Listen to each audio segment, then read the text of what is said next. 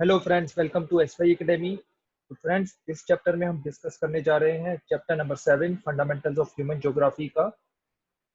और इस चैप्टर का नाम है tertiary and quaternary activities. I hope आपको मेरे लेक्चर्स अभी तक पसंद आ रहे हैं। तो हमेशा की तरह मैं कुछ बेसिक से सवाल पूछना चाहूंगा आपसे, कुछ से छोटे से सवाल जो ज्यादा बड़े भी नहीं ज्यादा छोटे भी नहीं। पहला क्वेश्चन तो मेरा आप सबसे ये है कि हम देखिए फ्रेंड्स, पढ़ रहे हैं टर्शरी सेक्टर के बारे में, हम पढ़ रहे हैं प्राइमरी सेक्टर के बारे में, हम पढ़ रहे हैं प्राइमरी सेकेंडरी और टर्शरी। ठीक है, 3 सेक्टर्स के बारे में पढ़ रहे हैं। मेरा यहाँ पे आपसे 2 क्वेश्चंस हैं।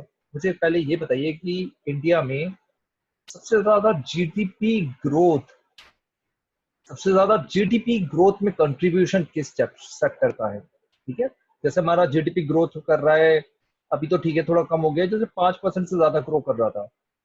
तो इस 5% ग्रो करने में प्राइमरी सेकेंडरी टर्शरी, इन सेक्टर्स में से किसका कंट्रीब्यूशन सबसे ज्यादा है। पहला क्वेश्चन ये है। पहला क्वेश्चन क्या है, जीडीपी से रिलेटेड, कि जीडीपी में सबसे ज्यादा कंट्रीब्यूशन किसका है। सेकंड क्वेश्चन मेरा ये है कि एम्प्लॉयमेंट में, मतलब एम्प्लॉयमेंट प्रोवाइड करने में किसका कंट्रीब्यूशन सबसे ज्यादा है, प्राइमरी का है, सेकेंडरी का है, टर्शरी का है। बहुत ही इंपॉर्टेंट क्वेश्चन है, इसका आप आंसर पता करिए और मुझे बताइए। इसके बाद मैं आपसे कुछ बेसिक एज क्वेश्चंस पूछना चाहूंगा। मुझे ये बताइए कि रोड नेटवर्क वर्ल्ड में किस कंट्री का सबसे ज्यादा बड़ा है। ऐसे ही मुझे बताइए ट्रेन नेटवर्क किस कंट्री का सबसे ज्यादा बड़ा है, ट्रेन नेटवर्क, राइट।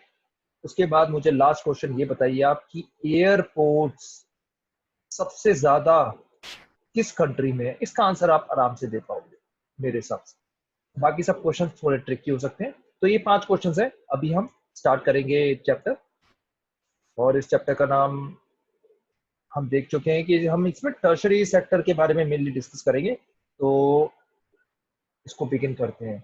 एक सेकंड, मैं आपके लिए वो पीडीएफ खोल लेता हूँ।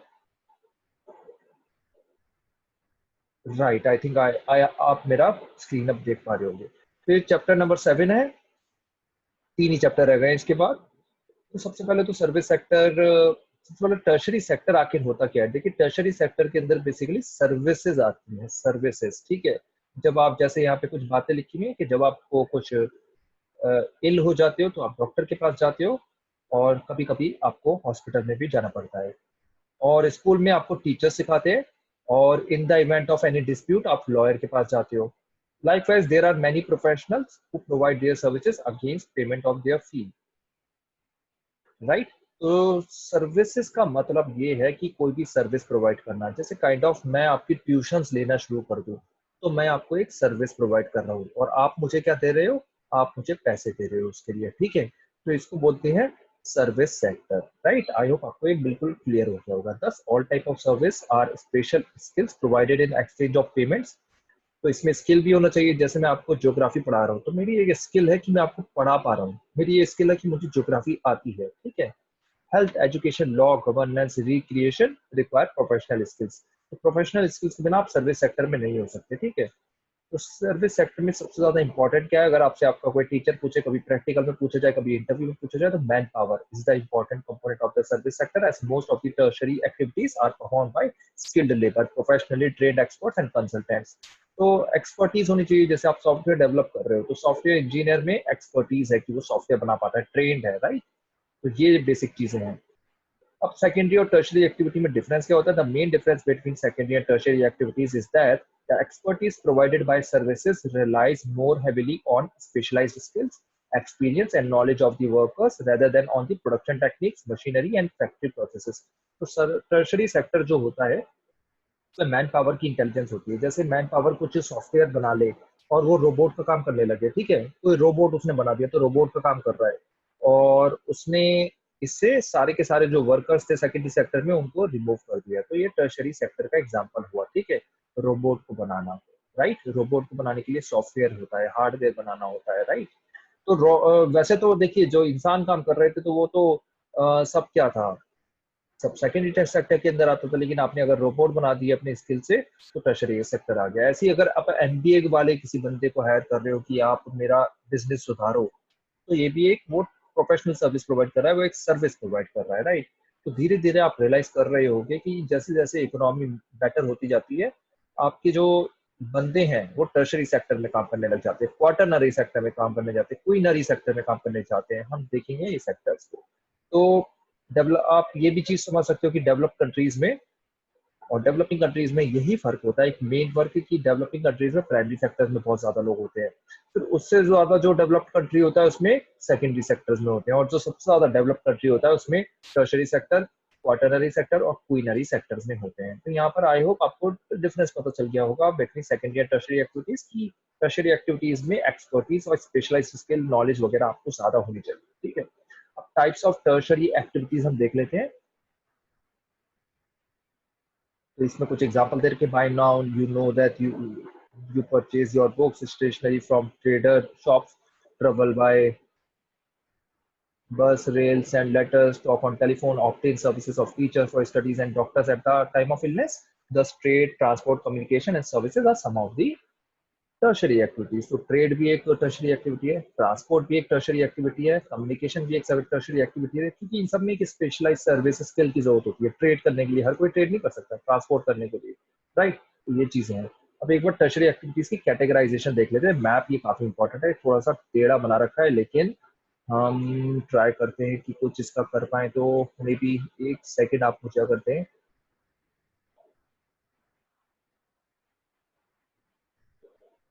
हाँ, आप आई होप आप मेरा मैप देख पा रहे होंगे कि ये देखिए डिवीजन है। तो ये सर्विस सेक्टर का डिवीजन है। ये टर्शरी एक्टिविटीज हो सकती है, क्वार्टरनरी एक्टिविटीज हो सकती हैं और क्वीनरी एक्टिविटीज हो सकती है, ठीक है। सर्विस सेक्टर के अंदर तीन चीजें आती है, टर्शरी एक्टिविटीज, क्वार्टरनरी एक्टिविटीज और क्वीनरी एक्टिविटीज। टर्शरी एक्टिविटीज को हम सबसे पहले देख ले। टर्शरी एक्टिविटीज के अंदर देखिए ट्रेड एंड कॉमर्स आता है, ट्रांसपोर्ट आता है, कम्युनिकेशन आता है और सर्विसेज आता है, राइट। ट्रेड एंड कॉमर्स के अंदर होता है होलसेल ट्रेड, होलसेल बल्क में, रिटेल ट्रेड जैसे आपके दुकानदार वगैरह होते हैं। Wholesale trade urban supply houses और रूरल मंडीज बड़े बड़े लेवल पर होता है। अर्बन ठीक है, होलसेल मतलब बड़े थोक में बेचना बहुत ज्यादा एक साथ। रिटेल तो मतलब जैसे आपके दुकानदार वगैरह ही हो गए। तो होलसेल सर्विसेज रूरल एरियाज में तो है मंडीज और अर्बन में अर्बन सप्लाई हाउसेस। ऐसे रिटेल ट्रेड जो है वो अर्बन में चेन स्टोर्स होती है जैसे वॉलमार्ट। मेल ऑर्डर होता है, मेल ऑर्डर के अंदर मतलब टेलीफोन और इंटरनेट आ गया, ठीक है। फिर कन्वीनियंट शॉपिंग सेंटर्स होते हैं। शॉपिंग सेंटर्स आपके आसपास ही होंगे, अगर आप दिल्ली में रहते हो तो डीडीए के शॉपिंग सेंटर्स देखे होंगे आपने, या डिफरेंट डिफरेंट। और पब्लिक डिस्ट्रीब्यूशन सिस्टम जो होता है, जैसे फूड वगैरह दिया जाता है ना, उसको पीडीएस वगैरह बोलते हैं, पब्लिक डिस्ट्रीब्यूशन सिस्टम। फिर उसके बाद रूरल एरियाज में पीरियोडिक मार्केट स्टोर होते हैं, street peddling public distribution systems और पब्लिक डिस्ट्रीब्यूशन स्टोर्स होते हैं, ठीक है, पब्लिक डिस्ट्रीब्यूशन स्टोर्स। तो ये हो गया अबाउट।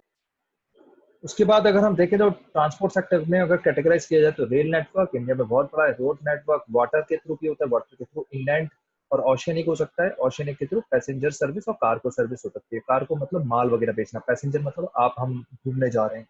ऐसे ही एयर भी होता है, एयर भी दो कैटेगरी में डिवाइडेड होता है, पैसेंजर सर्विस में जैसे एरोप्लेन वगैरह जा रहे हैं, कार्गो भी होता है जैसे कोई आप सामान उधर इधर उधर ले जाके ले जा रहे हो तो हो गया।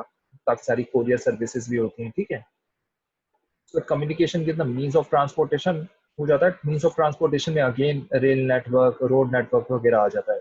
तो टेली कम्युनिकेशन होता है, टेली कम्युनिकेशन में टेलीफोन, लैंडलाइन, मोबाइल आ जाता है। ऑडियो ऑडियो विजुअल इसके अंदर film, radio, TV, print media. Print media के अंदर मैगजीन आ जाती है जैसे front line magazine, news paper, times of India, the Hindu, ठीक है। सर्विसेज सेक्टर भी आता है इसके अंदर। सर्विस सेक्टर के अंदर सर्विसेज भी आता है। सर्विसेज में क्या क्या आता है, फाइनेंशियल सर्विसेज जैसे बैंक वगैरह हो गया, फाइनेंशियल सर्विसेज, फाइनेंशियल बैंकिंग हो गया जैसे पब्लिक सेक्टर बैंक से state bank of India, HDFC bank है, ये सब। इंश्योरेंस कंपनीज हो गई, ठीक है, इंश्योरेंस की बहुत सारी कंपनी है, life insurance company. Real estate में बहुत सारी कंपनीज भी आती है और काफी सारे बिल्डर्स भी आते हैं। फिर प्रोफेशनल और पर्सनल सर्विसेज भी होती हैं जैसे प्राइवेट सर्विस, कोई ट्यूशन वगैरह दे रहा है। गवर्नमेंट की भी सर्विसेज होती है, गवर्नमेंट अगर कुछ बेच रही है जैसे फूड कॉर्पोरेशन ऑफ इंडिया के थ्रू बेच रही है तो वो भी आ गया। फिर एनजीओ भी काफी सारी सर्विसेज प्रोवाइड करता है। क्वार्टरनरी सर्विसेज देख लेते हैं, क्वार्टरनरी एक्टिविटीज, ठीक है। टर्शरी एक्टिविटीज अब तक डिस्कस करते थे, क्वार्टरनरी उससे एक लेवल ऊपर हो गया। क्वार्टरनरी एक्टिविटीज के अंदर आता है information based and research and development. तो इन्फॉर्मेशन बेस्ड चीजें चलना या रिसर्च एंड डेवलपमेंट जैसे पीएचडी वगैरह करना, ठीक है, या किसी चीज पर रिसर्च वगैरह करना, इनोवेशन करना, कुछ हम डिस्कवर कर रहे हैं जैसे अभी कोरोना की वैक्सीन निकाल रहे हैं तो रिसर्च एंड डेवलपमेंट में आ गया। फिर क्वीनरी एक्टिविटीज के अंदर स्पेशलिस्ट आ गया, बिल्कुल स्पेशलिस्ट, जैसे डॉक्टर कोई बहुत ही ज्यादा स्पेशलिस्ट है, जैसे आई का स्पेशलिस्ट है, जैसे कोई ब्रेन का न्यूरो स्पेशलिस्ट है, कैंसर स्पेशलिस्ट है, ठीक है, ये सब होगा। डिसीजन मेकर्स होगा, जैसे आईएएस वगैरह होते हैं हाईएस्ट लेवल पर। फिर कंसल्टेंट्स होगा, कंसल्टेंट जैसे बड़ी बड़ी कंपनीज में काम कर रहे हैं, मैकेंजी वगैरह में। फिर पॉलिसी फॉर्मुलेटर्स होते हैं, ये भी आईएएस वगैरह ही होते हैं, ठीक है। तो ये हो गया हमारा discussion about about complete division of the service sector. I hope ये चार्ट आपके दिल में बस गया होगा और आपको बिल्कुल क्लियर हो गया होगा। ठीक है, हम आगे बढ़ते हैं। सिंस ये भी रिवर्स हो गया तो मैं को आप 1 सेकंड दीजिए इसको पूरा रिवर्स करने के लिए। हाँ, अब सही हो गया, ठीक है। तो सबसे पहले हम ट्रेड एंड कॉमर्स डिस्कस करेंगे। ट्रेड का मतलब होता है trade is buying and selling of the items produced anywhere, ठीक है। और इसके लिए ट्रेडिंग सेंटर्स होते हैं, आपके आसपास मंडी वगैरह भी आप देखते होंगे, वो सब भी ट्रेडिंग सेंटर्स हैं। और बार्टर सिस्टम भी कैश के थ्रू चलता है। The rise of trading from barter at the local level to the money exchange of international scale has produced many centers and institutions such as trading centers of collection and distribution points. Trading centres को दो parts में divide किया जाता है, rural और urban marketing centres. Rural marketing centres cater to nearby settlement, छोटे level पर होते हैं। There personal and professional services are not well developed. These form local collecting and distributing centers. Most of these have mandis, wholesale markets, and also retailing areas. They are not urban centers per se, but are significant centers for making available goods and services, which are most frequently divided by rural folk. तो ये छोटे मोटे होते हैं, मंडीज में इन्हें कहा जाता है, छोटे लेवल पर होते हैं, अर्बन लेवल से स्पेशली जब कंपेयर किया जाए, लेकिन रूरल एरियाज की नीड को पूरा कर देते हैं, जैसे होलसेल वेजिटेबल मार्केट हो गया। अब हम आ जाते हैं अर्बन सेंटर्स के ऊपर। उसके बाद अभी एक और पीरियोडिक मार्केट्स भी होते हैं। पीरियोडिक मार्केट्स का मतलब होता है कि जो हमेशा नहीं रहते, कभी कभी लगते हैं, जैसे हर मंडे को लग गए या हर 15 दिन बाद या 6 महीने बाद। Periodic markets in rural areas are found where there are no regular markets and are local periodic markets are organised at different temporal intervals, जो अभी मैंने आपको समझाया, जैसे वीकली बाय वीकली ऐसे।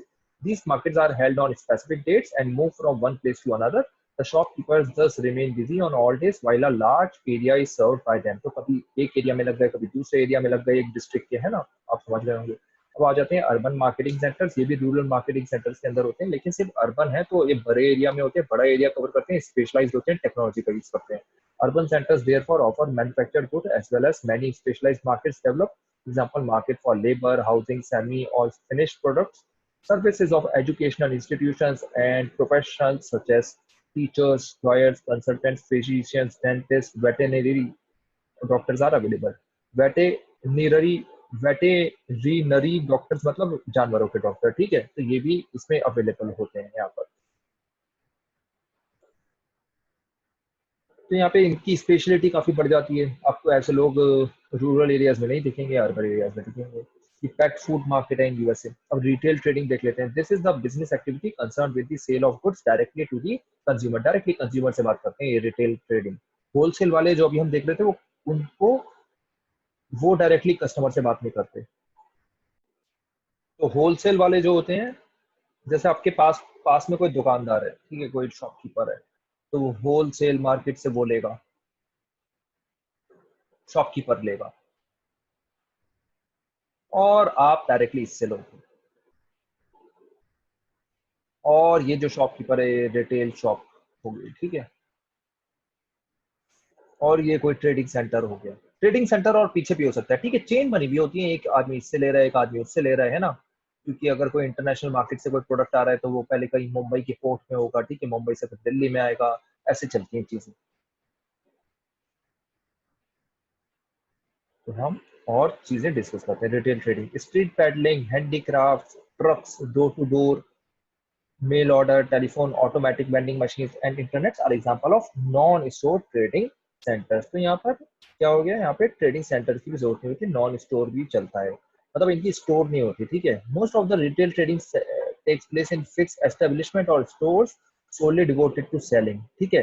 काफी रिटेल रिटेल तो एक स्पेसिफिक जगह पे होती है, इनकी स्टोर मिली हुई होती है, मॉल के अंदर स्टोर बना ली, किसी मॉल और किसी मार्केट के अंदर स्टोर बना ली। लेकिन काफी सारे ऐसे होते हैं स्ट्रीट पैडलिंग जो मूव करते रहते हैं, handcraft, truck, door to door, mail order, telephone, automatic vending machines, ये सब जो होते हैं इनके कोई स्टोर में नहीं होते।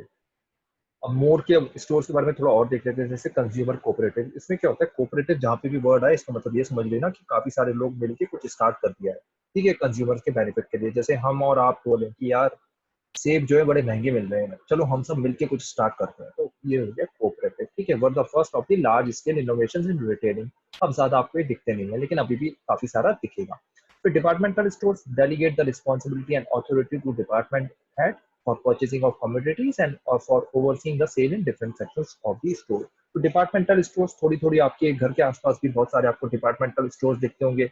आप कभी नोट करना, लिखा होता है कभी ये कि भाई ये Vijay Vijay sales departmental stores, कि ये डिपार्टमेंटल स्टोर, ये वो डिपार्टमेंटल स्टोर।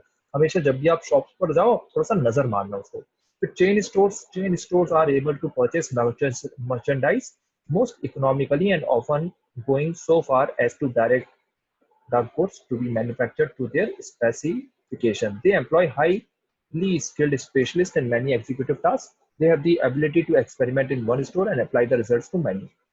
देखिए, they are able to purchase merchandise most economically, मतलब सबसे सस्ते में, often going so far as to direct the goods to be manufactured to their specialization.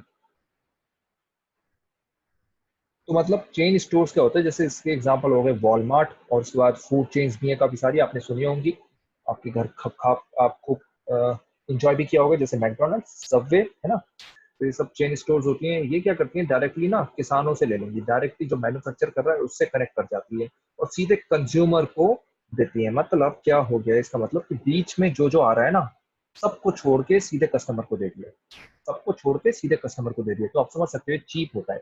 उसमें क्या होता है, और ये अपना मॉडल मॉडल एक जगह का दूसरी जगह अपनाती है। जैसे वो यूएसए में एक मॉडल सक्सेसफुल हुआ, तो वही मॉडल वो अपनाएंगी दुबई में, वही मॉडल वो अपनाएंगी दिल्ली में, ठीक है। और ये सब जानकारी समझने के लिए काफी स्पेशलाइज लोगों को हायर करती है, एमबीए वालों को, इंजीनियर्स को, साइकोलॉजिस्ट को, स्पेशलाइज लोगों को हायर करती हैं जो थोड़ा कंज्यूमर बिहेवियर समझ पाते हैं, ठीक है। आई होप चीजें आपको बिल्कुल क्लियर होती जा रही होंगी। एग्जाम्पल सबके याद रखना क्योंकि वही सबसे ज्यादा इंपॉर्टेंट होते हैं। तो बाद होलसेल ट्रेडिंग पे आ जाते हैं। Wholesale trading constitutes bulk business through numerous intermediary merchants and supply house and not through retail store. तो रिटेल स्टोर थ्रू नहीं, बहुत बड़े लेवल पे, मतलब जैसे आपको कोई सामान लेना है, साड़ी का सामान लेना है, भर के साड़ियां लेनी है एक साथ, ठीक है, क्लोथ लेना है भर के लिए। Wholesale often extend credit to retail stores to such an extent that the retailers operate very largely on the wholesalers capital. तो होलसेलर और रिटेल का कनेक्शन होता है, होलसेलर जो है रिटेलर्स को देते हैं, रिटेलर जो है वो कंज्यूमर्स को देते हैं। काफी बार वो जो चेन स्टोर्स हम देख रहे हैं वो ज्यादा होलसेल वालों से डील कर लेते हैं, और काफी बार तो ऐसा होता है कि होलसेल को भी बाईपास कर जाते हैं वो चेन स्टोर। तो काफी बार चेन, आपने सुना होगा कि चेन स्टोर्स वॉलमार्ट के अगेंस्ट वो प्रोटेस्ट चल रहे हैं, और भी बहुत सारे चेन्स हैं। कैरिफोर है जो इंडिया में है ही नहीं, तो लुलु है वो भी इंडिया में ज्यादा नहीं हो पा रहा।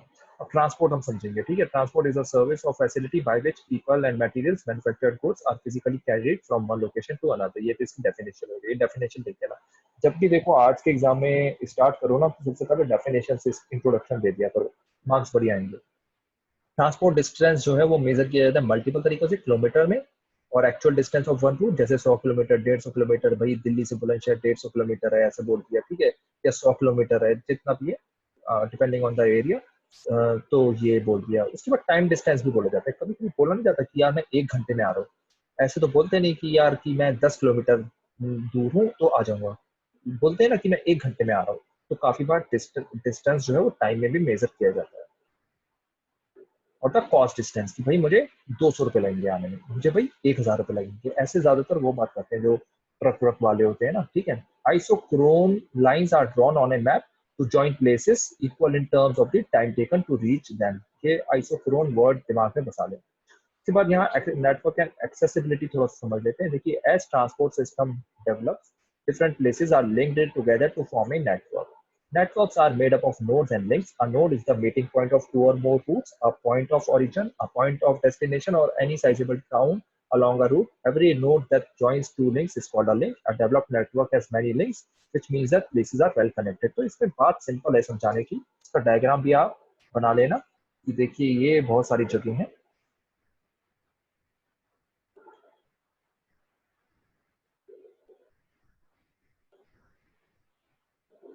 तो ए से सी जाना है, ए से सी जाने के लिए ये नोड्स,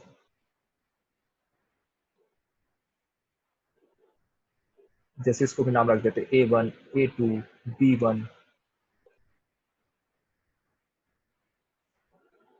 ऐसे ही ए से आप डी भी जा सकते हो, ये नोड्स हैं। तो ये जो मैंने गोल गोल बनाया है इसे नोड्स बोलते हैं।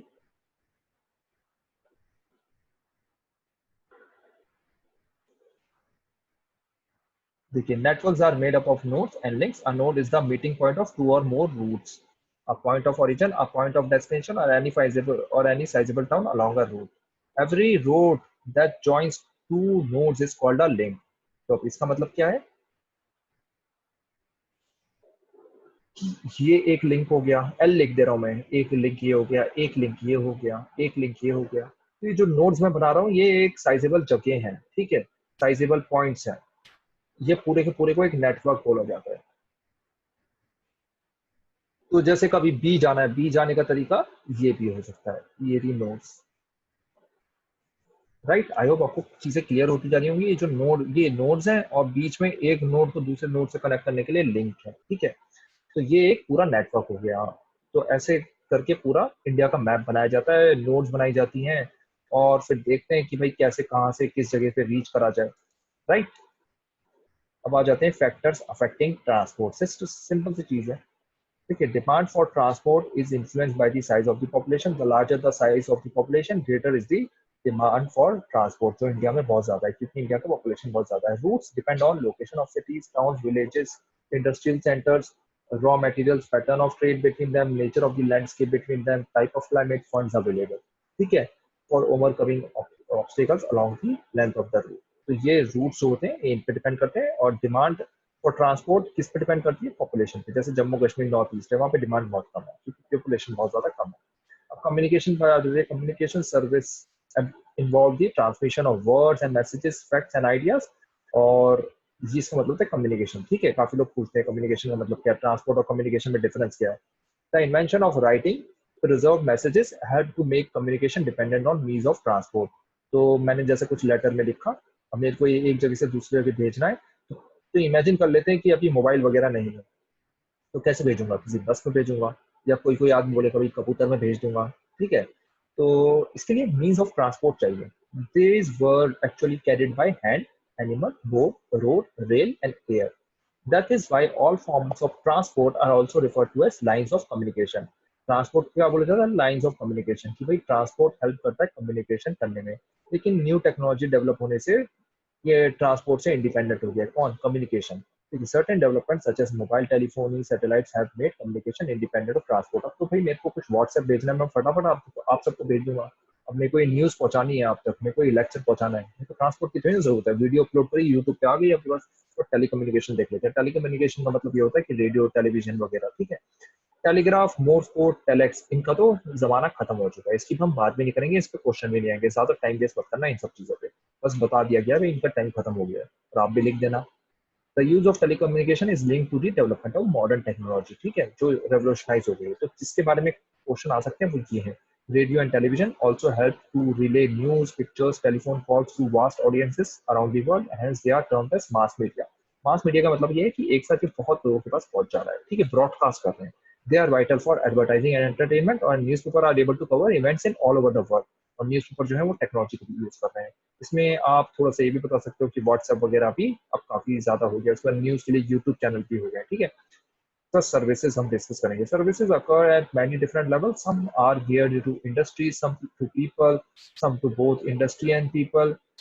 Example the transport system. तो देखिए, सर्विसेज जो है, कुछ कुछ सर्विसेज तो इंडस्ट्री के लिए होती है, कुछ कुछ सर्विसेज पीपल के लिए होती है। जो जो इंडस्ट्री के लिए होती है सर्विसेज, उन्हें बी बोला जाता है, मतलब बिजनेस टू बिजनेस, और जो लोगों के लिए होते हैं बी टू सी बोला जाता है, जैसे बिजनेस टू कस्टमर। जैसे ट्रांसपोर्ट सिस्टम है, ट्रांसपोर्ट सिस्टम लोगों के लिए भी है और बिजनेस के लिए भी है। क्योंकि अगर लोगों के लिए कैसे, पैसेंजर भेजना, और बिजनेस के लिए कैसे, जैसे फ्रेट भेजना, ठीक है, कुछ लेटर वगैरह भेजना है, कुछ सामान भेजना है, ठीक है। Low order services such as grocery shops, laundries are more common and widespread than high order services और more specialised ones like those of accountants, consultants and physicians. तो हाई ऑर्डर सर्विसेज आपको हर जगह नहीं मिलेंगे। लो order service, laundry के लिए तो आपको धोबी हर जगह दिखता है ना, धोबी भी आपको सर्विस प्रोवाइड कर रहा है, याद रखना। भले ही आप उसको कैसे भी ट्रीट करो, कैसे भी करते हो, लेकिन वो सर्विस प्रोवाइड करना है। बाहर के देशों में उनकी बहुत इज्जत होती है। टीचर, लॉयर, फिजिशियन, म्यूजिशियन, ये सब जो है आपको ये सर्विस ही प्रोवाइड कर रहे हैं। जैसे आपका बाल काटने वाला बार बार है, वो भी सर्विस प्रोवाइड कर रहा है। Many services have now been regulated. Regulated का मतलब कि सरकार का डंडा उन पे चलता है। कैसे चलता है? क्योंकि सर्विसेज बहुत ज्यादा इंपॉर्टेंट है। Making and maintaining highways and bridges, maintaining firefighting departments, and supplying or supervising education and customer care are among the most important services often supervised or performed by governments or companies. तो government काफी बार interfere करती है, जैसे कि बोल दिया जाता है भाई ये मेडिसिन इतने में मिलेगी, ये जो है हॉस्पिटल इससे ज्यादा नहीं ले सकता, जैसे कोरोना वायरस के लिए बोल दिया गया है कि भाई टेस्ट इतने में ही होता है, इससे ज्यादा महंगा नहीं हो सकता। Professional services are primarily health care, engineering, law and management, इनको प्रोफेशनल सर्विसेज बोलते हैं। मतलब आप प्रोफेशनल कोर्स करके आते हो कोई, जैसे हेल्थ केयर के लिए एमबीबीएस वगैरह, एमडी करते हैं, एमएस करते हैं, इंजीनियरिंग में बी टेक या एम टेक, एमई, है ना, लॉ के लिए LLB, LLM, management MBA. Personal services are made available to the people to facilitate their work in daily life, right? Personal services आपके वर्क इजी बनाते हैं, जैसे आपको हाथ पैर दबाने हैं वो भी पर्सनल सर्विसेज हो गई, और आपको घर में झाड़ू पोछा लगवाना है तो वो भी पर्सनल सर्विसेज हो गई, या घास काटो, गार्डनर, है ना। This segment of workers is generally unorganised, आप समझ ही सकते हो, ऑर्गेनाइज तो है नहीं, ऑर्गेनाइज अनऑर्गेनाइज सेक्टर है, इनकी कोई वेज वगैरह फिक्स नहीं है, सैलरी कुछ फिक्स नहीं है, चेंज होती रहती है, लॉज से भी ज्यादा कवर नहीं है ना, लॉज के आउटसाइड जो होते हैं उन्हें अनऑर्गेनाइज सेक्टर बोल जाता है। One such example in India is Mumbai डब्बा वाला। अगर आप मुंबई के, आपको सबको पता होगा, डब्बा वाला बहुत ही बढ़िया है, एक जगह से दूसरे के डब्बा प्रोवाइड कर पहुंचाते हैं, and provided to about 1,75,000 customers all over the city. तो ये देखिए डब्बा वाला ले जा रहा है ना मुंबई में। People engaged in tertiary activities. Today, most people are service workers. Services are provided in all societies. Especially अगर मैंने आपको समझा दिया, डेवलप कंट्री जितना ज्यादा है उतनी ज्यादा सर्विसेज होंगी। प्राइमरी जो डेवलपिंग कंट्रीज है जैसे इंडिया है, यहाँ पर प्राइमरी एक्टिविटी बहुत ज्यादा है। प्राइमरी एक्टिविटी में क्या आता है भाई? एग्रीकल्चर, मैन्युफैक्चरिंग, ठीक है। और मैंने आपसे क्वेश्चन पूछा था उसको, इसलिए मैं आंसर नहीं दे रहा, प्राइमरी ज्यादा है, सेकेंडरी ज्यादा है, टर्शरी ज्यादा है, उसका आंसर आप कमेंट सेक्शन में देखोगे। तो डेवलप कंट्रीज जैसे यूएसए वगैरह है, वहाँ पे सब प्राइमरी एक्टिविटीज कम होती जा रही है, सब मैकेनाइज्ड होता जा रहा है ना। प्राइमरी एक्टिविटीज जो है वो भी सर्विसेज की तरह कन्वर्ट ही हो गई है, कि भाई एरोप्लेन से जो है वो बारिश करा दी, एरोप्लेन से जो है वो सीड्स डलवा दी, है ना, तो उसके लिए भी सर्विसेज हो गई हैं। आपको सिलेक्टेड एग्जाम्पल्स हम पढ़ेंगे यहाँ पे जो बड़े इंपॉर्टेंट से हैं, जैसे टूरिज्म के बारे में पढ़ेंगे। Tourism is travel undertaken for purposes of recreation rather than business, ठीक है, तो मजे के लिए होता है, कोई बिजनेस के लिए नहीं होता। आप सब, हम सबको ट्रेवल करने जाना है। It has become the world single largest tertiary activities in total, registered in about 250 million jobs and total revenue 14% of the total GDP, ठीक है, 40% ऑफ द टोटल जीडीपी। सोचिए कितना ज्यादा है टूरिज्म। इंडिया को अपना टूरिज्म सेक्टर पे थोड़ा काम करना है, अब देखते हैं कितना कर पाता है। इंडिया में इतना ज्यादा नहीं हो पा रहा है। देखिए टूरिस्ट जो है स्काइंग कर रहे हैं, कहाँ पे? स्विट्जरलैंड में। अब हम डिस्कस करते हैं टूरिस्ट रीजन के बारे में। देखिए टूरिस्ट रीजन बहुत सारे हैं, आप इसमें, आप अगर कहीं घूमने गए हो तो उसका एग्जांपल दो तो वो भी बहुत अच्छा रहेगा। ऐसा कोई पर्सनल एग्जांपल प्रिपेयर कर लेना, आप कहाँ घूमने जाते हो, क्यों जाते हो, क्या रीजन है, वो एग्जांपल प्रिपेयर कर देना। इससे आपका यूनिक एग्जांपल प्रेजेंट होगा एग्जाम में और आप अच्छे मार्क्स ले पाओगे। देखिए यूरोप की बात हो रही है यहाँ पे। The former places around the Mediterranean coast and the west coast of India are some of the popular destination in the world. West coast समझ सकते हो आप, वेस्ट कोस्ट जो है इंडिया की काफी ज्यादा पॉपुलर है। वेस्ट कोस्ट का मतलब ये हो गया जैसे गोवा वगैरह हो गया, है ना, बहुत ज्यादा पॉपुलर दुनिया भर में, गोवा के बीचेस दुनिया भर के लोग आते हैं क्योंकि ये वार्मर प्लेसेस हैं, सन मिलता है, ठीक है, सन के बड़े प्यारे होते हैं। यूरोप और अमेरिका के लोग और रशिया के लोग, है ना, सन तो वहां मिलता नहीं। Factors affecting tourism demand since the last century, the demand for holidays has increased rapidly. देखिए पहले अगर आपने हिस्ट्री वगैरह पढ़ी हो तो छुट्टियां ही नहीं मिलती थी, सातों दिन काम करते थे लोग। अब देखिए अब लोगों को समझ में आ रहा है, जैसे लाइफ इंप्रूव हो रही है हम सबकी, कि भाई छुट्टी लेना बहुत इंपॉर्टेंट है। आप भी ये लोग समझ पाते होंगे, है ना। अब कोरोना टाइम में हम सोच रहे हैं कभी छुट्टियां मिले, हम घूमने जाएंगे कहीं। The transport, the opening up of tourist areas has been aided by improvement in transport facilities। और जहाँ पे ट्रांसपोर्ट नहीं होगा वहाँ आपका टूरिज्म भी नहीं चलेगा। इसलिए इंडिया में काफी सारे टूरिस्ट प्लेसेस सही नहीं है, डेवलप नहीं हो रहे, जैसे अंडमान निकोबार है, बहुत बढ़िया जगह है। ट्रांसपोर्ट इतना टफ है, पूछिए मत। और एयरपोर्ट होना मैंडेटरी है, एयरपोर्ट नहीं होंगे तो कोई लोग कैसे आएंगे। अब गोवा इतना ज्यादा पॉपुलर क्यों है?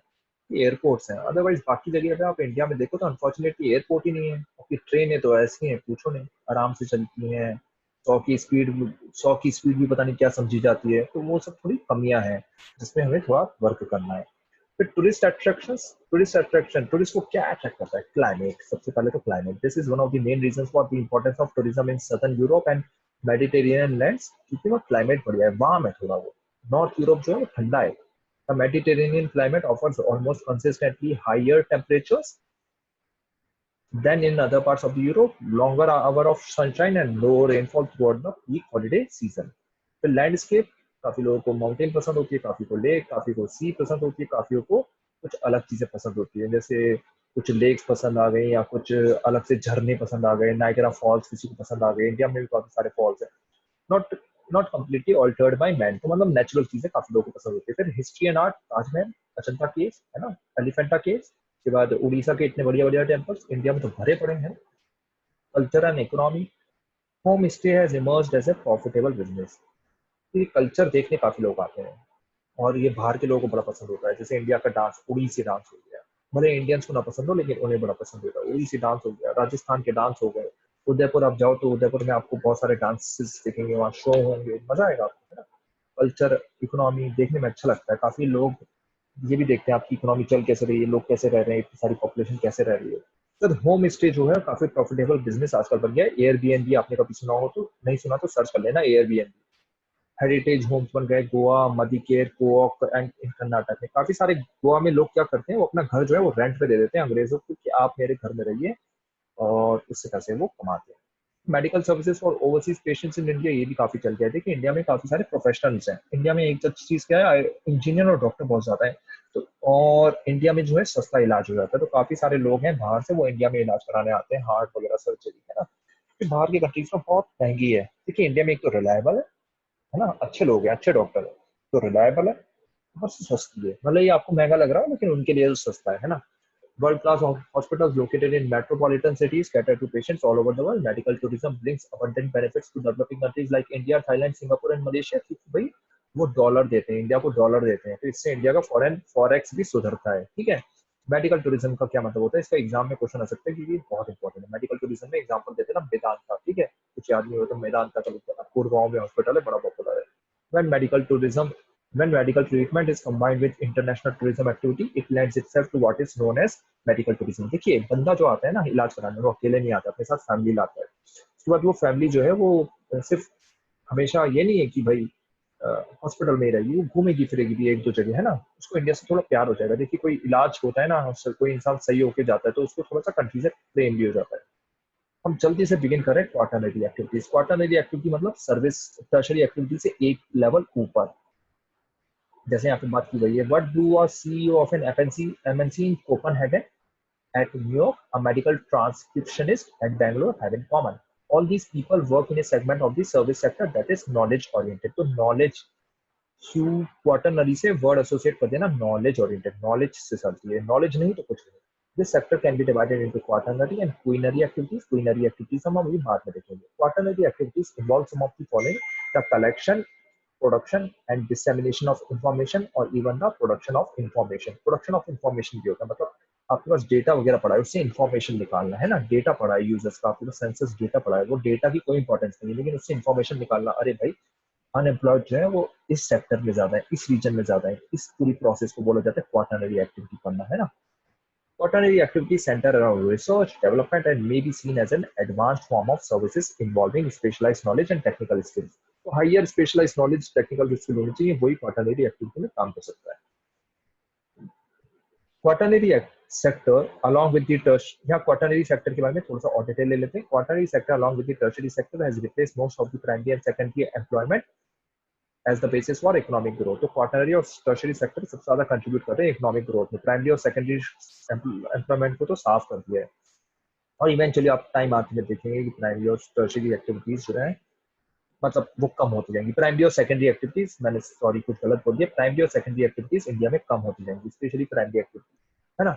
Over half of all workers in developed economies are in the knowledge sector. Knowledge sector मतलब quaternary sector, and there has been a very high growth in demand for and consumption of information-based services from mutual fund managers to tax consultants, software developers, statisticians, personnel working in office buildings, elementary schools, and university classrooms, hospitals, doctors' offices, theaters, accounting, brokerage firms, all belong to this category of services. देखिए इन सब में काफी ज्यादा knowledge चाहिए होती है, तो ये चीज हो गई। Like some of the tertiary functions, quaternary activities can also be outsourced. Outsource का मतलब क्या है कि मेरे को जैसे कुछ काम कराना है, मैं किसी और से करा दूं। आउटसोर्स के बारे में अभी थोड़ी देर में और अच्छे से समझेंगे अगर अभी क्लियर नहीं हुआ। They are not tied to resources affected by the environment or necessarily localized by the market. जैसे हमने फुटलूज इंडस्ट्री पढ़ी थी ना कि उनको लोकेशन डिपेंडेंट नहीं होती, कहीं पे भी सेटअप किए जा सकते हैं, ऐसे ही आप क्वाटरनरी एक्टिविटी भी कहीं पे भी सेटअप कर सकते हैं। जैसे आईफोन बनता है, आईफोन कंपनी जो है वो रजिस्टर्ड है कहीं यूरोप में, शायद आयरलैंड में रजिस्टर्ड है, वो एक बार चेक कर लेना। और उसका डिजाइन यूएसए में होता है, उसका कस्टमर केयर इंडिया में है, उसकी मैन्युफैक्चरिंग चाइना में होती है। देखिए अलग अलग जगह पे अलग अलग चीजें चल रही है ना। तो ये है क्वार्टरनरी एक्टिविटी। अगर आपको समझ में नहीं आ रहा क्वार्टरनरी सेक्टर, इसका मतलब नॉलेज सेक्टर, नॉलेज है यहाँ पे। जैसे म्यूचुअल फंड मैनेजर्स है, टैक्स कंसल्टेंट्स है, फॉर्म आपका फॉर्म 16 भराना है आपका, ठीक है। सॉफ्टवेयर डेवलपर्स है, सॉफ्टवेयर डेवलपर हर कोई नहीं कर सकता, नॉलेज होनी चाहिए, ठीक है। ये चीजें हैं। What will it lead to? Is this the beginning or the end? यहाँ पे अच्छा क्वेश्चन पूछा हुआ है। आप भी शायद सोच रहे हो कि मैंने प्राइमरी पढ़ा, सेकेंडरी पढ़ा, टर्शरी, क्वार्टरनरी, क्वीनरी, अब कितना और पढ़ना है भाई, कुछ और भी है क्या इसके आगे? और जैसे जैसे डेवलप हो रही है दुनिया और भी होगा। The highest level of decision makers of policy makers perform quinary activities. तो डिसीजन मेकर्स और पॉलिसी मेकर्स क्वीनरी एक्टिविटी में, नॉलेज वाले रिसर्चर्स कहाँ पर आए? quaternary sector में। आई होप आपको क्लियर हो जाएगा। Culinary activities are services that focus on the creation, rearrangement, and interpretation of new and existing ideas, data interpretation, and the use and evolution of new technologies. Often referred to as gold collar profession. दिल में बसा लो, gold collar profession. They represent another subdivision of the tertiary sector, representing special and highly paid skills of senior business executives, government officials, research scientists, financial and legal consultants. Their importance in the structure of advanced economy far outweighs their number. तो जैसे कोई cabinet secretary है, वो बहुत ही ज्यादा important इंसान है। एक किसान से और उससे आप कंपेयर करो, दोनों इंसान तो हैं, लेकिन जो वैल्यू कैबिनेट सेक्रेटरी की है वो बहुत ज्यादा है। ऐसी किसी कंपनी का सीईओ है, उसकी वैल्यू बहुत ज्यादा है। वो डिसीजन मेकर ऊपर का कोई सीईओ है तो उसकी वैल्यू बहुत ज्यादा है। वो क्वीनरी एक्टिविटीज में है ना, यही यहाँ पे चीज समझाई गई है। Outsourcing is coming to those countries.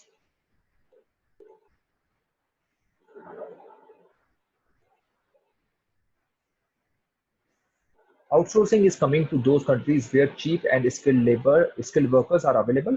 These are also out migrating countries. तो जैसे इंडिया है, यहाँ पे आउटसोर्स करने को काफी सारे आ रहे हैं। आउटसोर्स करने का मतलब ये है कि जैसे मैंने एक काम करा, ठीक है, अब इस वीडियो को अपलोड करने को मैं बोल दूं कि भाई किसी को मैं बोल देता हूँ कि तंजानिया में मेरे को सस्ता सा कोई वर्कर, मतलब कोई आदमी मिल गया है, मैं उसको बोल दूं कि भाई ये मैंने वीडियो बना दी है, इसको यूट्यूब पे तू अपलोड कर दियो, ठीक है। वो दूसरे कंट्री में रह रहा है, तंजानिया में, मैं उसको सस्ते में कम पैसे दूंगा।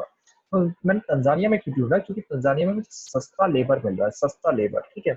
ऐसे यूएसए जो होता है, यूएसए कस्टमर केयर वगैरह जो है ना, इंडिया में बहुत सारे, इसलिए इंडिया में बहुत सारे कॉल सेंटर्स हैं, राइट। आई होप आपको समझ में आ रहा होगा। इसको आउटसोर्सिंग बोला जाता है कि मैंने ये वर्क इंडिया में दे दिया। जनरली आप देखो तो जो वर्क रिपीटेड होता है वही आउटसोर्स किया जाता है। जो वर्क रिपीटेड होता है जिसमें सस्ता लेबर मिल जाए कहीं और, ठीक है, वो वाला चीज आउटसोर्स किया जाता है, जिसमें ज्यादा इंटेलिजेंस की जरूरत नहीं होती, ठीक है। हाँ, काफी बार कैसा भी होता है जिसमें इंटेलिजेंस की जरूरत होती है, वो भी आउटसोर्स किया जाता है। लेकिन जनरली जो आप वर्क देखोगे जैसे कॉल सेंटर, उसमें दिमाग की इतनी ज्यादा जरूरत नहीं है ना। पॉइंट तो आपको शायद समझ में आ रहा होगा। तो ये चीजें, इन सब चीजों को आउटसोर्स कर दिया जाता है। लेकिन काफी सारे उसके, लेकिन ये भी याद रखना है कि काफी इंपॉर्टेंट वर्क जैसे सॉफ्टवेयर डेवलपर्स को भी वर्क आउटसोर्स कर दिया जाता है। काफी बार बोल दिया जाता है कि भाई लॉ वाला वर्क है उसको भी आउटसोर्स कर दिया। आजकल एक और चीज निकल रही है, शायद आप इसके बारे में पता हो आपको, कि जो यूरोपियन कंट्रीज के जो स्टूडेंट्स हैं वो अपना काफी जो असाइनमेंट्स वगैरह होते हैं वो आउटसोर्स करते हैं इन कंट्रीज सच एस इंडिया, कि आप हमारा काम करके हमें दे दो और हम इसका समरी वगैरह हम पढ़ लेंगे, ठीक है।